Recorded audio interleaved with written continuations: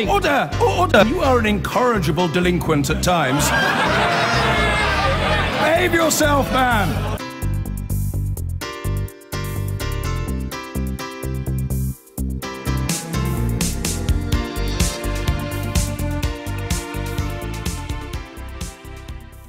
Live from the Glasgow Science Centre. If you can hear some noises or excitable children in the background, then that is why. This is the reality of on-location broadcasting. Now we're joined by the Scottish First Minister and the leader of the SNP, Nicola Sturgeon. Thank you very much for being with us today in Glasgow. Now it feels like we should start off with the horrific terror attack that we saw in Manchester. 22 people dead, including a young Scottish schoolgirl. Do you think Jeremy Corbyn was right to link it to UK foreign policy in places like Libya and Iraq? Look, well, firstly, all of our thoughts remain with the victims of the Manchester attack. It was absolutely horrific and atrocious, and after the dreadful week we've had, it's actually lovely to be sitting here with the sound of children playing behind us. You know, let me say two things about the Jeremy Corbyn speech. Firstly, nobody, and I don't believe Jeremy Corbyn was saying that there is anybody other than the terrorists to blame for acts of terrorism. You know, terrorists will always look for reasons to justify their actions, but there is no justification, there's no excuse, there's nobody else to blame. The person responsible for the attack in Manchester was the man who blew himself and unfortunately others up on Monday night.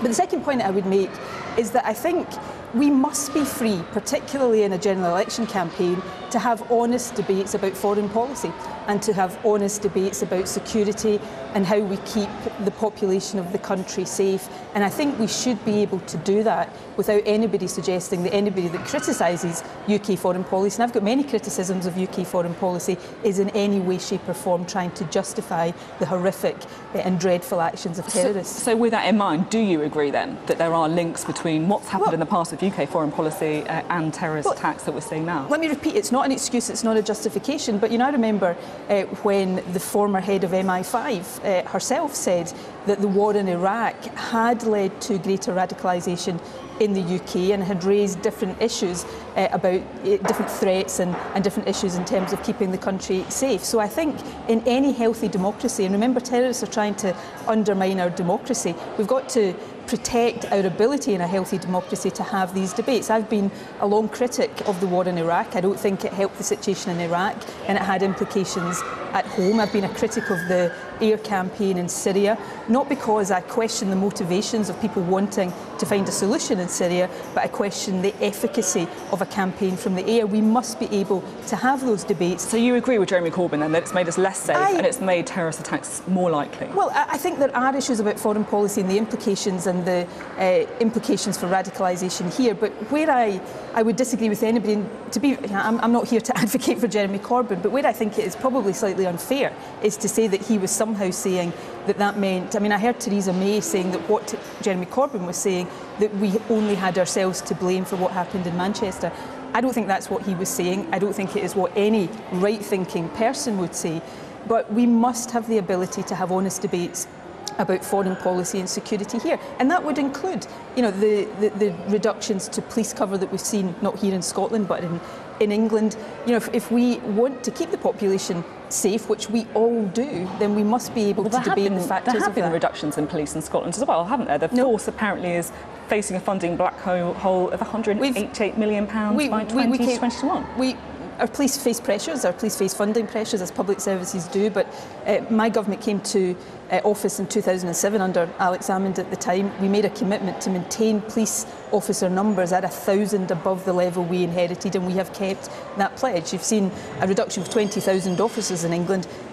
Officer numbers in Scotland have not declined. We've also invested in making sure that there are sufficient trained armed officers. So that's why, you know, this week our Chief Constable was able to provide the level of cover he thought appropriate without calling on assistance from the military. Now, none of that is to in any way try to politicise the events of this week. Nobody should try to do that. The fundamental point I'm making here is that if we are to tackle terrorism, keep the population safe, then in a healthy democracy, particularly in an election campaign, none of these issues can be off limits. I think it would suit the Tories for some of these issues to be off limits, but that wouldn't serve any of the people that we have an obligation to be honest with during this campaign. There's just one more thing I was interested to get your thoughts on before we move on to other things other than Manchester. Do you think that misogyny was partly responsible for this attack? Because it did seem to be targeted towards young girls, going to a pop concert where the singer is perhaps known for her provocative outfits. Yeah, I mean, if you look at Ariana Grande's fan base, then you find it is mainly young girls. My 11-year-old niece is a big fan of Ariana Grande, but also gay men. And therefore, I think the attack on that concert was a fairly fundamental attack on the values of a liberal society that many of us hold so dear. And that, horrifies me, it horrifies all of us.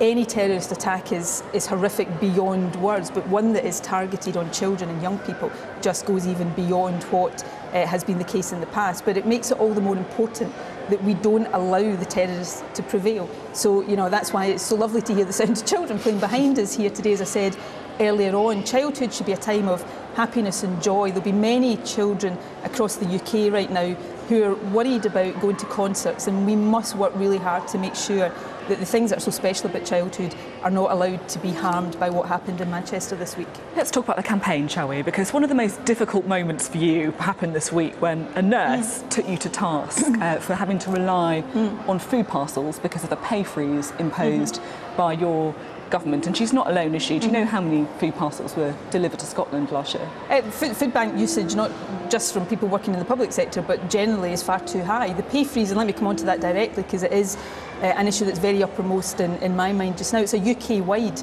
pay policy.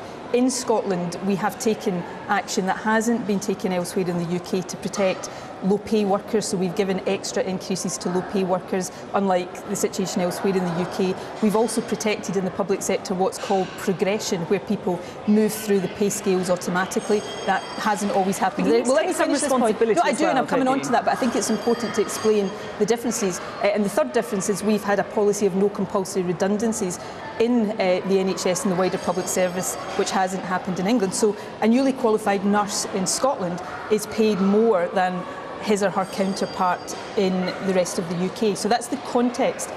Coming on to my responsibility as First Minister, which is to make sure that just as we've had that pay policy to try to protect jobs at a time of public spending cuts, we recognise the changing economic situation. So we're going into a period now where high inflation is becoming a fact of life. So I said it on that programme last weekend, and we'll publish our manifesto on Tuesday. We'll have more to say on this. I think in a time of higher inflation, pay caps like that become increasingly unsustainable. So I think we will move into a period, certainly in Scotland, where we have to balance affordability with the real cost of living that our public sector workers are facing. A very full answer there. You didn't quite answer what I said directly, which is the food packages. The Trussell Trust says it provided more than 145,000 packages to people in crisis in Scotland last year. I mean, I know that you want to say that this is a UK-wide issue, but you do have to take responsibility as well, don't you? You've been in government for a long time. Look, I'm First Minister. I take responsibility for anything that happens in Scotland, and I recognise that. But let me say, food bank usage is, again, not something that's unique to Scotland. We're seeing an increase in food bank usage across the UK.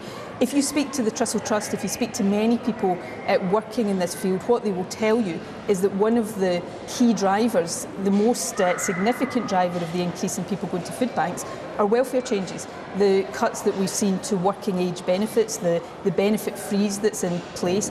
The SNP government, my government, spends £100 million a year right now mitigating Tory welfare changes. Nobody in Scotland, because of the action we're taking, is having to pay the bedroom tax, for example. So we're working really hard to protect this, but if we want to tackle this, we've got to tackle it at source. That's why we're publishing in our manifesto an alternative to Tory austerity. It's why we'll say in our manifesto that we think things like the benefits freeze can't go on. We've got the Resolution Foundation saying that we're going to see greater inequality over the next number of years since the days of Margaret Thatcher. The incomes of the lowest paid in our society will decline. So we've got to tackle these problems at source, and the source is Tory austerity and the assault on the poorest in our society. You rail against Conservative austerity. You've got an article in a newspaper saying you've got 10 days to stop the cruel Conservative austerity. But actually, if you look at the SNP's record, funding for councils in Scotland is down 11% since 2010, and you could raise taxes, couldn't you? You've decided not to necessarily do that. Why don't you? We've not raised the basic rate of income tax because, again, it goes back to this point about the pay cap. At a time of rising inflation, that's hitting low and middle income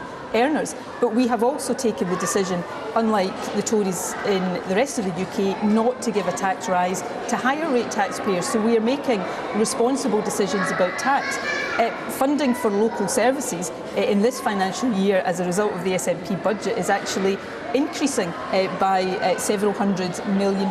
We're putting £120 million into the hands of head teachers to help tackle attainment in schools. So I take responsibility for all of the policies of my government, but we are doing what we can to mitigate Tory austerity. But the way to end Tory austerity is to do it at source. And if you look at it, it's interesting, if you look at the Labour UK manifesto, all of the policies that Jeremy Corbyn is putting forward, from scrapping tuition fees to scrapping hospital car parking charges to climate change, these are all policies already implemented in Scotland. It's interesting you say Scotland that is about leading the way in Jeremy Corbyn having some similar policies to you. Would you prefer to see him as UK Prime Minister over Theresa May? Look, I want to see a strong voice for Scotland in the House of Commons. So my job. But the question that I asked you directly, who would you prefer to see, Jeremy Corbyn or Theresa May? Because it's not going to be you, is it? No matter how well you do. I don't want to see Tory governments and Tory Prime Ministers. They do real damage to Scotland. I think one of the things Labour's got to answer for in this election is that they've put forward a leader that lacks credibility in terms of people's perception of his ability to be Prime Minister. So all of that means if you want Scotland to have the strongest voice, then vote SNP to make sure we get that. Tory MPs will be rubber stamps for what Theresa May wants to do, whatever that is, from an extreme Brexit through to further austerity. And the risk in Scotland of voting Labour is that you let the Tories in instead. So if you want Scotland's interests to be protected and the strongest possible voice for Scotland, with the big challenges we face over the next few years, then the only way to get that in Scotland is to vote SNP. OK, Nicola Sturgeon, thanks very much for being with us.